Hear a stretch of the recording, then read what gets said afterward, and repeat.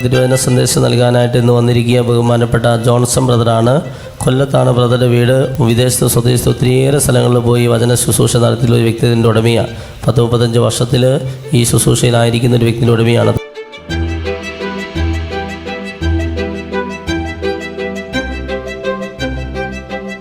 സുവിശേഷത്തിലൂടെയും നല്ല പുണ്യപ്രവർത്തികളിലൂടെയും പ്രഘോഷിക്കുവാനും പങ്കുവയ്ക്കുവാനുമുള്ള വലിയൊരു ദൗത്യമാണ് മോറിയ മിനിസ്ട്രി ഏറ്റെടുത്തിരിക്കുന്നത്.